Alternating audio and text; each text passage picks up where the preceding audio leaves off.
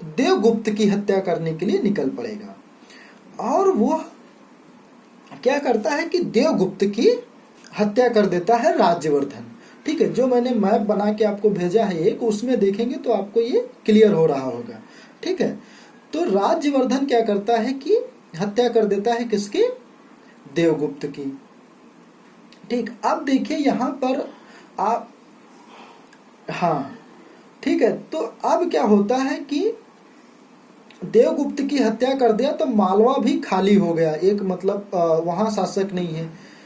अब ये क्या करता है कि शशांक को लगा कि मेरी रणनीति फेल हो रही है, तो इसने क्या किया, शशांक ने फिर किसी प्रकार से उससे संबंध बढ़ाना चाहा, जो आपका ये शासक है थानेश्वर का, राज्यवर्धन, और इसको बुलाया कि आप मेरे दरबार आ जाइए।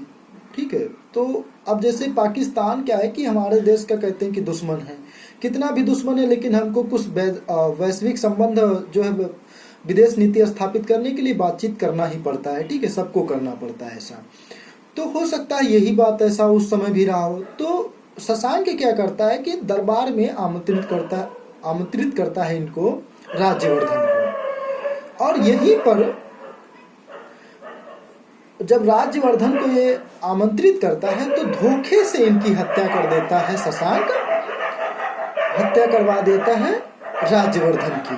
क्लियर?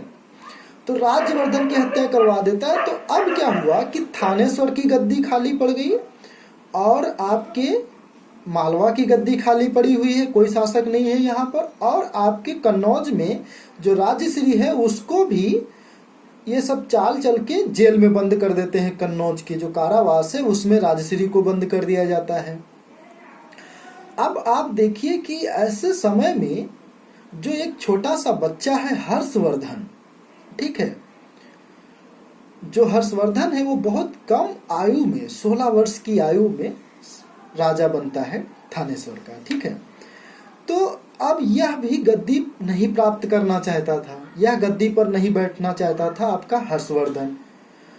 तो हर्षवर्धन भी गद्दी पे नहीं बैठना चाहता, क्योंकि इसने देखा कि राजनीति के माध्यम से एक कितने मेरे पूरा का परिवार खत्म हो गया। एक तो उसकी बहन का पति मारा गया, ठीक है, बहनोई जो था ग्रह वर्मा वो मारा गया, दूसरा उसका भाई भी मारा गया, और इसके पास हर्षवर्धन को लगा कि मेरे पास तो कोई अभी अनुभव भी नहीं है, मैं तो 16 वर्ष का बच्चा हूँ एक प्रकार से, मैं कैसे जो है गद्दी संभाल सकता हूँ, कैसे मैं एक योग्य उत्तराधिकारी साबित हो सकता हूँ। तो इस सारे कारणों से हो सकता है कि उसने गद्दी प्राप्त करना नहीं चाहा, ठीक है, हर्षवर्धन ने। लेकिन इसी समय जो इसका सेनापति थे जो राज्यवर्धन के, ठीक है, तो उन्होंने सेनापति का नाम नहीं, उनका उल्लेख मिलता सिंहनाद। ठीक है, सिंहनाद एक पद ही होता है, उसी को सेनापति कहते हैं। तो जो सिंहनाद है,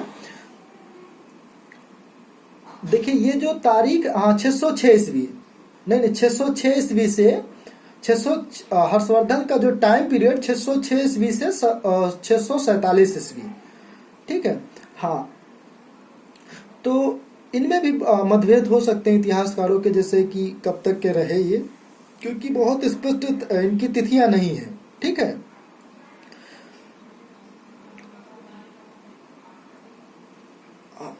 हाँ जितेंद्र, ठीक है, तो आप सुनते रहिए लास्ट तक। तो मैं क्या कह रहा था कि हर्षवर्धन इस तरीके से गद्दी पर, हो सकता है कुछ कारण रहे कि वो नहीं बैठना चाह रहा था। फिर जो इसका सेनापति थे सिंहनाद, जो समय सिंहनाद था सेनापति होता था, उसने बहुत ही रिक्वेस्ट किया हर्षवर्धन से। और रिक्वेस्ट करने के बाद जब रिक्वेस्ट किया तो हर्षवर्धन ने कहा कि ठीक है हम गद्दी पर बैठेंगे। लेकिन जब गद्दी पर बैठने की बात हुई तो एक्सेप्ट तो कर ली कि हम गद्दी पर बैठेंगे, लेकिन यहाँ पर फिर क्या होता है कि हम गद्दी पर कुछ शर्तों के साथ बैठेंगे। ठीक है, कुछ शर्तों के साथ। तो ये कहते हैं हर्षवर्धन कि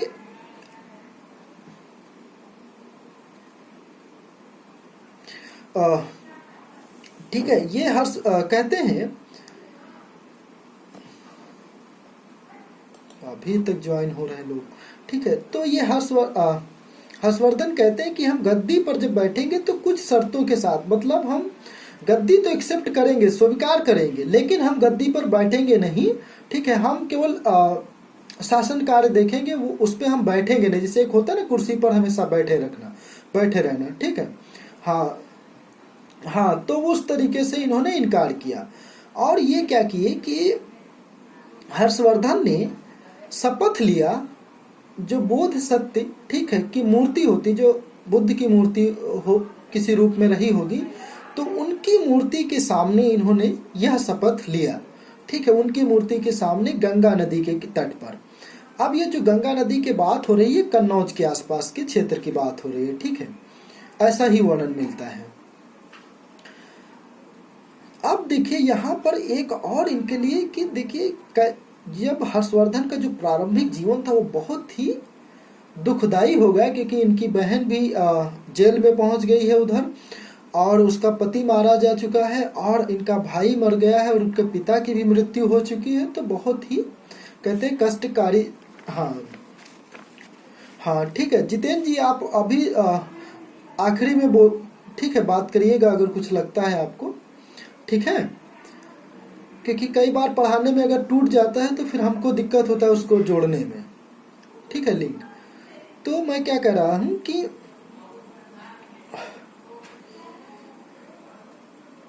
इनको जो प्रारंभिक जीवन है हर्षवर्धन का, इस तरीके से बहुत ही कष्टकारीमय हो गया, मतलब दुखदाई हो गया, क्योंकि इनके सभी जो परिवार के लोग थे वो मर गए, ठीक है।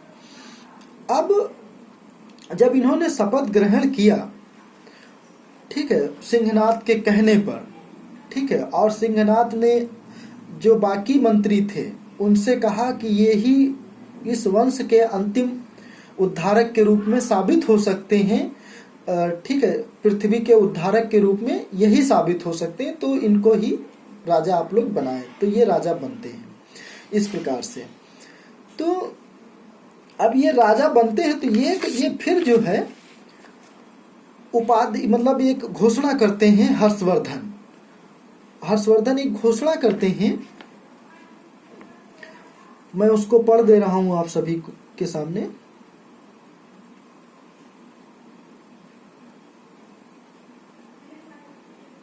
हर्षवर्धन ने घोषणा की, प्रतिज्ञा की, यदि मैं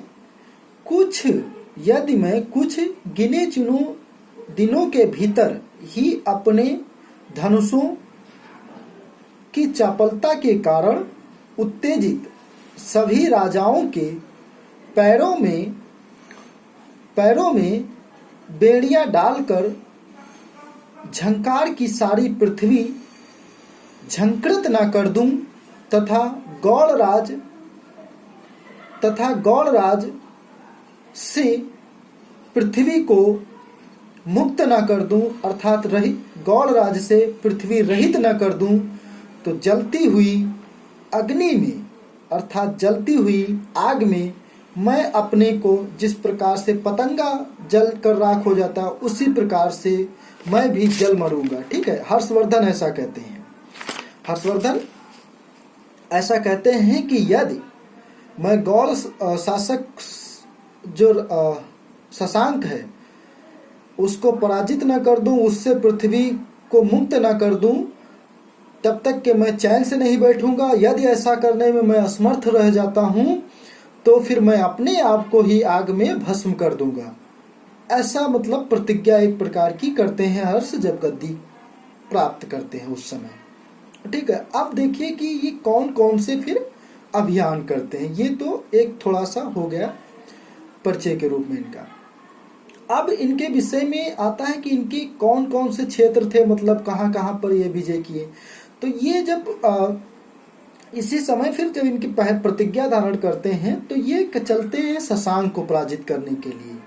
शशांक को पराजित करने के लिए निकलते हैं। बंगाल के जो गौड़ शासक हैं शशांक, उनको पराजित करने के लिए निकलते हैं, ठीक है।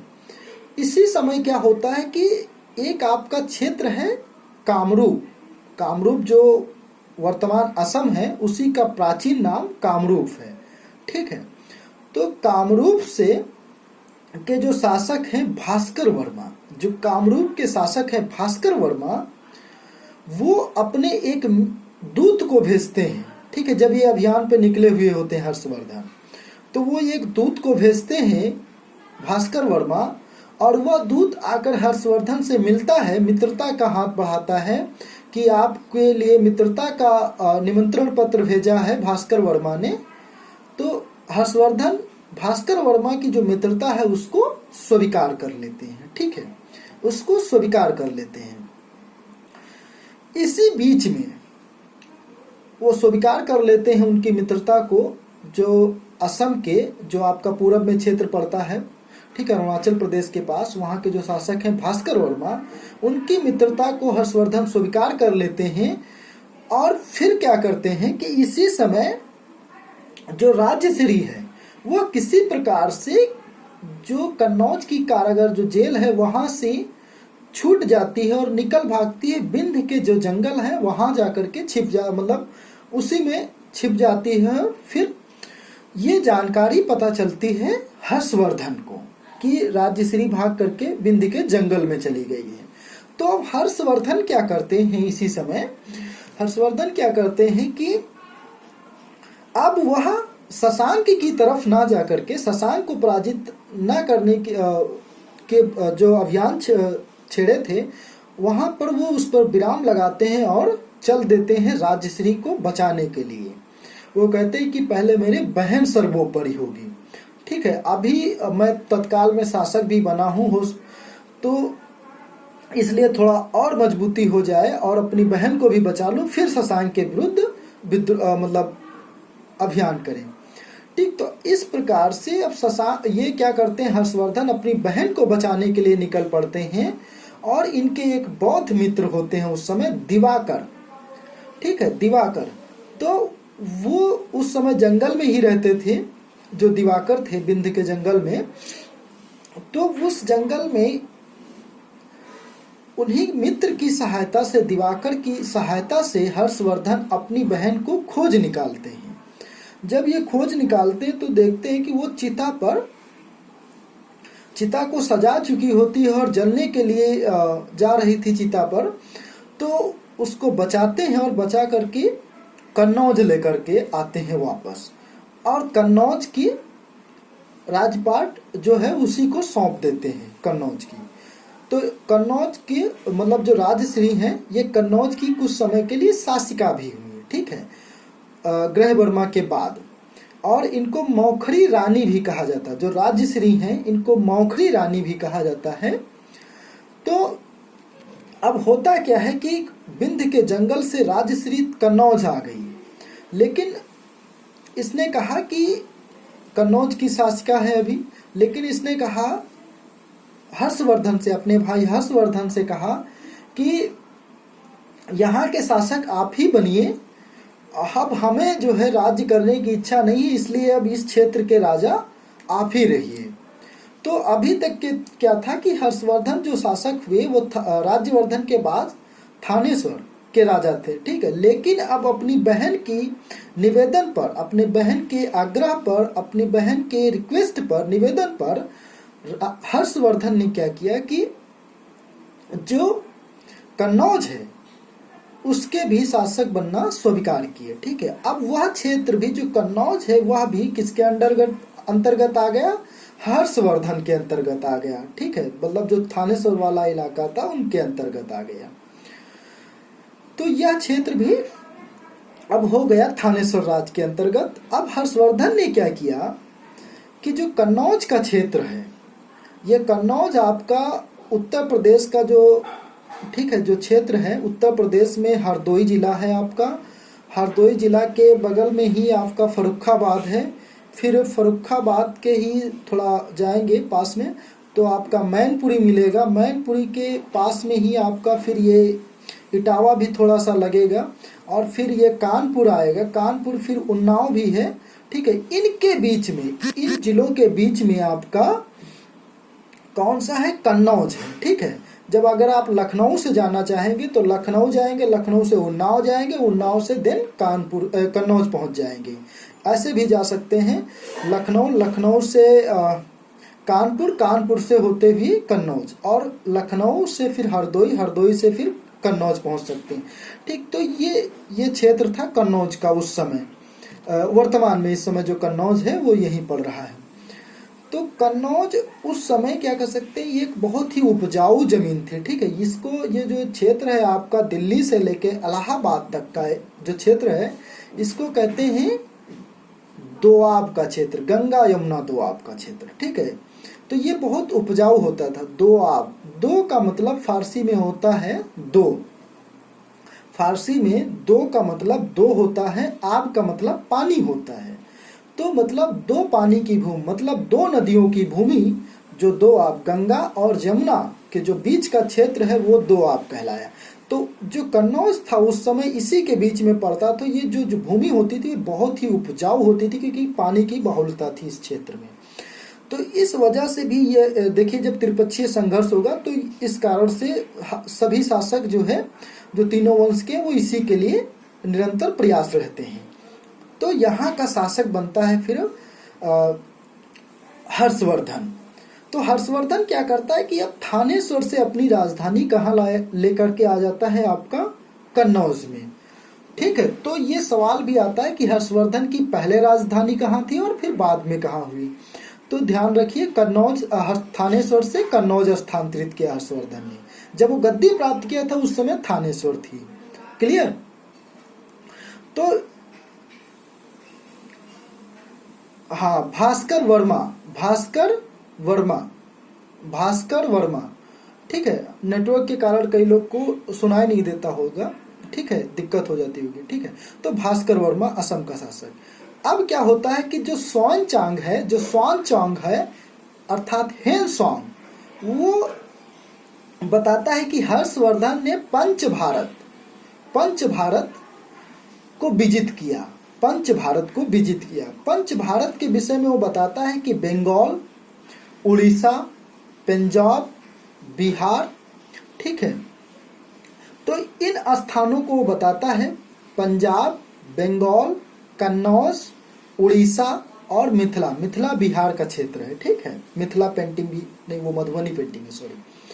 तो ये जो पंच भारत की बात करते हैं, तो ये हेनसोंग जो च्वेनचांग बताता है कि हर्षवर्धन ने पंच भारत को विजित किया। तो इससे ये क्लियर होता है कि जो उत्तर भारत का जो पूरा क्षेत्र है, ठीक है, यह किसके अंतर्गत था उस समय। ठीक है, हालांकि इस पे भी प्रश्न चिन्ह खड़ा होता है कि पंच भारत पूरी तरीके से नहीं था। ठीक है, तो जो ये एक मोटी मोटा आप लोग जानिए कि जो उत्तर भारत का क्षेत्र था उस समय वो किसके अंतर्गत था पूरी तरीके से, वो आपके जो कन्नौज के और थानेश्वर के शासक हर्षवर्धन थे उनके अंतर्गत था। ठीक है, इसके बाद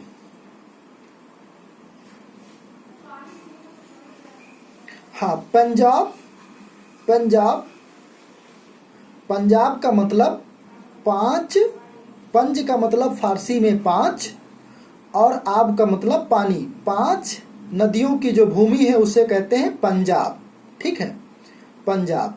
तो पंजाब था उसके पंच भारत के अंतर्गत, पंजाब, बंगाल, कन्नौज, मिथिला, उड़ीसा।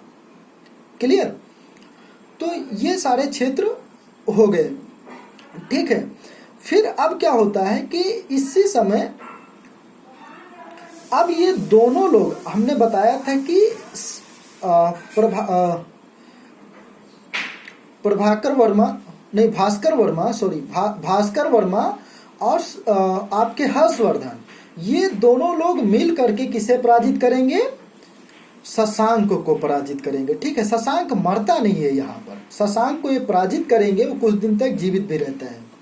ठीक है, तो शशांक को पराजित करते हैं। तो यह कहते हैं कि बंगाल हो सकता है, तो जो बंगाल की सीमा थी, बंगाल के आगे का क्षेत्र उनके अंतर्गत चला गया भास्कर वर्मा के, और जो बंगाल तक का इससे मतलब क्षेत्र था, फिर इसमें से कुछ हिस्सा आ गया इनके अंडर में,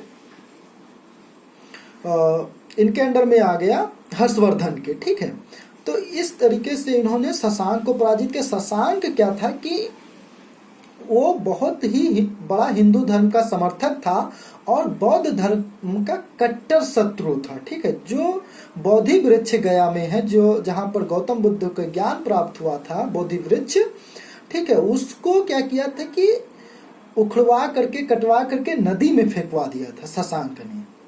ठीक है, तो उसको पराजित किया भास्कर वर्मा और हर्षवर्धन ने मिल करके। ठीक है, तो यह क्षेत्र दोनों के बीच लगभग बंटवारा हो गया, थोड़ा थोड़ा लेकर के जैसे भी। तो ऐसे अंतर्गत आ गया हर्षवर्धन के। इसके बाद आते हैं ये आपके आते हैं पुलकेशियन द्वितीय, जो चालुक्य नरेश, जो बादामी के चालुक्य शासक हैं, जिनको बादामी ठीक है, बादामी कहते हैं, जो चालुक्य शासक हैं, पुलकेशियन द्वितीय। अब ये क्या करते हैं कि हर्षवर्धन का विजय अभियान चल रहा था, आपका मध्य प्रदेश, उत्तर प्रदेश, ये सब क्षेत्र हो गया था, पंजाब वगैरह। तो जो उधर से जब ये दक्षिण की तरफ मालवा का जो शासक है, ठीक है, तो यहाँ पर जो मालवा के शासक हैं वो क्या होते हैं कि इनके मित्र हो जाते हैं। ठीक है, तो जो मालवा का क्षेत्र है वो कहते हैं कि शायद इनके पूरा क्षेत्र में था या नहीं था, क्योंकि वो इन्हीं के सामंत होते हैं। ठीक है, मालवा के जो शासक हैं माधव गुप्त, ठीक है, माधव गुप्त, वो हर्षवर्धन के मित्र ही होते हैं उस समय। तो अब मित्र हैं तो किस प्रकार के मित्र थे, पूरा राज्यपाल लौटा दिए या फिर जो है उनको अपने पास हर्षवर्धन रखे, इस संदर्भ में बहुत स्पष्ट नहीं है। क्लियर? तो मालवा हुआ। फिर अब आए हम वहां से जब इधर के क्षेत्र को ये विजिट करते हुए या उस पर कैसे भी उनको सामंत बनाते हुए इधर बढ़े। अब हर्षवर्धन क्या किए कि दक्षिण की तरफ बढ़ना स्टार्ट किए। तो जब दक्षिण की तरफ ये बढ़े तो दक्षिण का एक शासक था उस समय, चालुक्य शासक, बादामी के जो चालुक्य थे, ठीक है, वहां का जो शासक था पुलकेशियन द्वितीय।